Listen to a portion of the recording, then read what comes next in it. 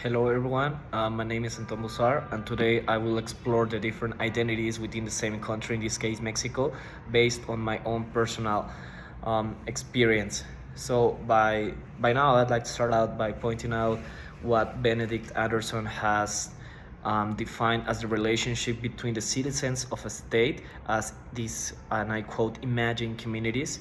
And by this definition, the author refers to the fact that members of a state do not personally, perhaps, know every single fellow national, nor will they ever do, as well, there could be millions, hundreds of millions of in this case, Mexicans.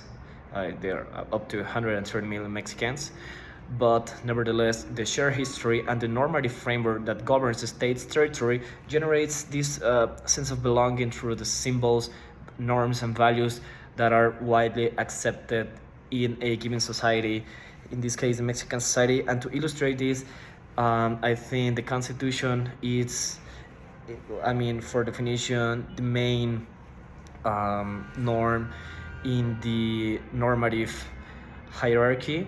Also, the national anthem, the flag, and to put it in the culture, in the popular culture, just think about the national theme that Mexico, whenever they play the World Cup or any other tournament, most of the population feels this kind of Mexicanism. Or when Donald Trump used to attack us, we all came together as a one undivided uh, identity, even though within our country, within regions, we have so many multiple intersective identities. So I think, going back to my point, that this affirmation is even more accurate in a large multicultural countries such as it is Mexico. And once again, to illustrate this, think about someone from a northern state such as Nuevo León or Chihuahua. It's impossible to put them in the same, to label them in the same box as someone from the Yucatan Peninsula in the south. We have different identities individually, but also collectively, in terms of our cultural background, our accents, our gastronomy, our economic ties with other countries. And in my case, I was raised in Merida, in the south, until I turned 18. I wasn't born there. I was born in a foreign country, but I moved there almost immediately since I was born. And then when I turned 18, I moved here to Mexico City, which had been a big dream of mine ever since I remember. And going back to Merida, I think it is a great example of how, of the influence of pre-Columbian heritage, in this case the Mayan civilization, and its combination with Spanish influence, in terms of how we conceive the contemporary societies within Mexico nowadays. For my personal experience, Merida and society in Yucatan used to be a very selective, so to speak, closed society, but now it is one of the cities with more internal migration due to different factors such as public security, low cost of living, and sound business environment. And this, in my perception, well, has caused a sort of tension between foreigners from within Mexico, let's say people coming in from Mexico City, Monterrey, Guadalajara, etc., and locals, because on the one hand, Mexicans coming from other states having a major pillar for the recent economic success that the state has had, which usually ranks above the national average. But on the other hand, the argument goes, locals see their customs and traditions threatened by this massive flow of foreign people from other states. Also, an increase in traffic jam, and this is something I can empirically reaffirm. And also the displacement of laboral opportunities for locals. And this also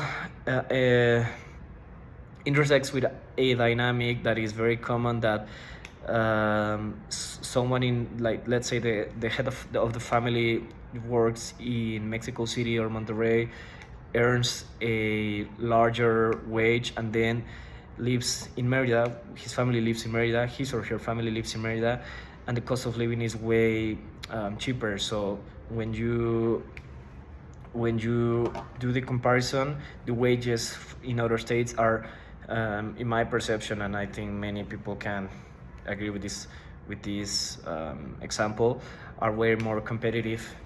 And then, in contrast, Mexico City is the town for internal migration by excellence.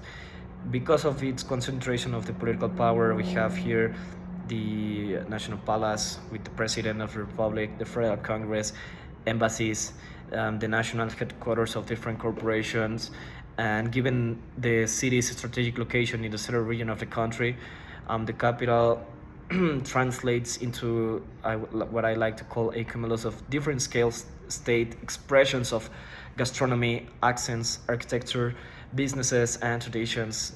Moreover, in recent years, the capital has become a major destination for the so-called home office workers, as their wages compared to Mexico City prices allows them to have a better quality of life at an inferior cost of living. So it is funny because it's kind of a replication of the model that runs in Merida with people from the same country, but in Mexico City especially, it's mainly with nationals, with foreign nationals that come and just live in Mexico City while they work in an American or European or Asian company, earning wages in dollars, in euros, in pounds, and meeting us cost of living in pesos, which obviously allows them to have more competitive acquisition power. And this phenomenon hasn't been exempted of criticism by nationals either, just as in the case of Merida. Locals have pointed out that the increasing cost of living caused by greater acquisition power from foreign money inflows have led to a process of gentrification, which is a very common word to hear nowadays in Mexico City, where we're in a situation where the cost of living becomes unsustainable for a proportion of the local population, which therefore forces them to move further away from the socio-economical hub of the city, comprised of different neighborhoods such as, let's say, Polanco, Reforma, Roma, Condesa, Santa Fe, which are home to some of the largest work sources in the country. And to round up this, I think it's interesting to see how pre-Columbian heritage plays a major role in the composition of contemporary Mexico. Also, how the different economic ties and its degrees of intensity have influenced identities in different regions. Let's say the north it's more linked with the US due to the border and so on, while the center is more tied together as a more homogeneous culture. And the south, at least in my experience, feels more like an autonomous region according to my experience, and with greater expressions of this pre-Spanish culture. So yeah, I've always found very interesting the heterogeneity that lives within Mexico.